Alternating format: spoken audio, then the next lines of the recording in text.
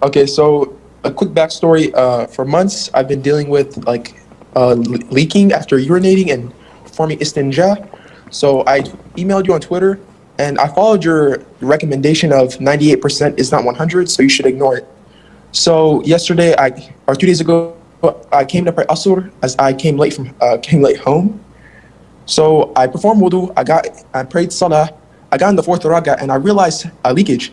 And I was like, wait, did I just leak? And I check, and there's like liquid at the tip of my private part, but it did not exit yet. So I didn't know if I should redo my wudu, go clean, and come back and pray, or I should continue. So I went to go clean myself. I came back. I made wudu. I came back and I realized I only have 4 minutes left of salah. So I made sure to pray 2 rak'ahs before Maghrib came in, so I can still be praying on time. And after I got up from 2 rak'ahs, I realized I had the same feeling again. So I didn't know what to do. As I don't know if that's dropping, because I did use the bathroom when I redid my wudu, so I can ensure that everything comes out. So I don't know if that was urine or that was my istinja water, which I pour a lot so I can clear myself from the waswas. So I didn't know what to do. I checked after the salah and the same thing was there, but I was like, okay, this water may be from istinja, so I'm gonna continue with my salah for the rest of the day and not worry about it. Did I do the correct thing? Yeah, akhi, what the whole process that you have done was totally wrong from the very beginning. If I were to see shaitan, and unfortunately I can't see because Allah told us in the Quran that we cannot see him, but if I were to see him, I would definitely see him with a big smile on his face doing this and telling, you're my dog, you're the man. You're making shaitan extremely happy. And by doing that, you're making Allah angry. Because what you're doing is not from Islam.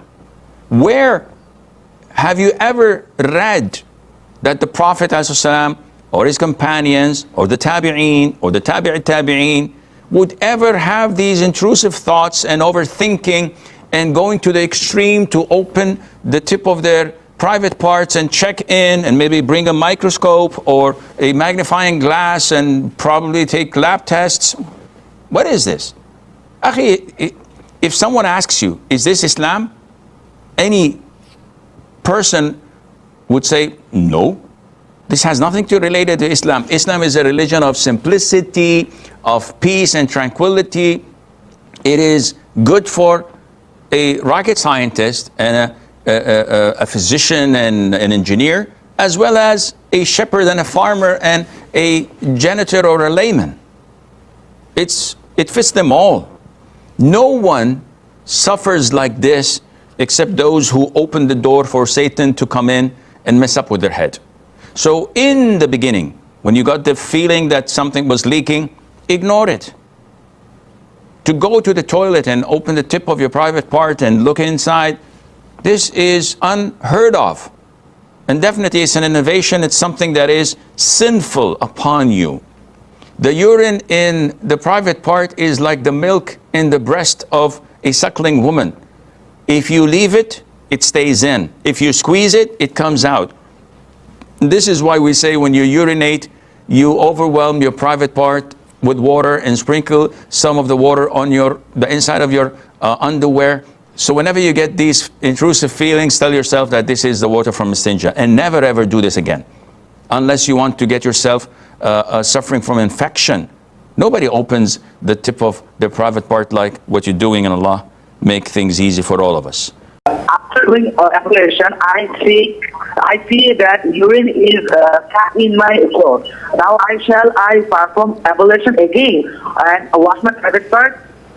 Where do you see the urine? In my throat, in my pajama. Did you urinate or you saw it later on?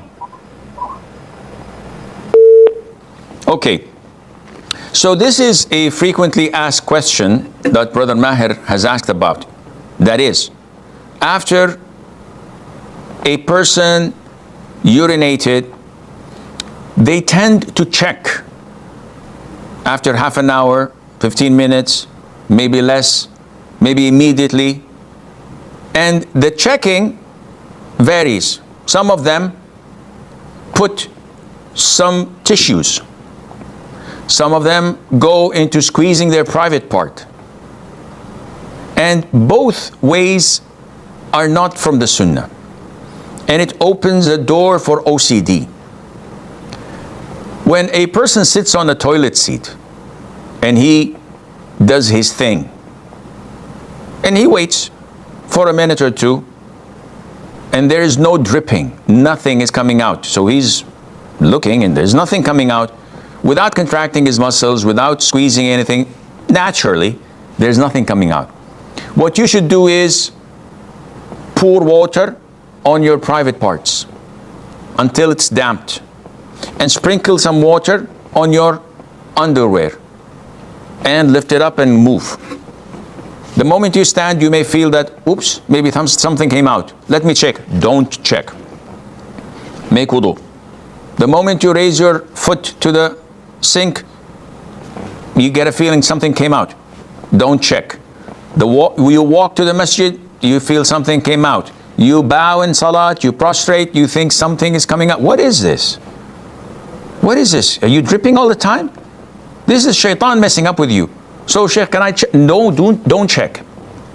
Whenever you get this feeling, just convince yourself this was the water I sprinkled on my underwear and I damped my private part with. And if you do this, no checking, for 4 or 5 days, you will never get this feeling again. It will totally disappear, because shaitan gives up. But if you go and feel weak and say, after 2 hours, 3 hours, let me check, it will go back to the vicious circle again, and it will hit you harder than before. So this is my advice, and Allah knows best.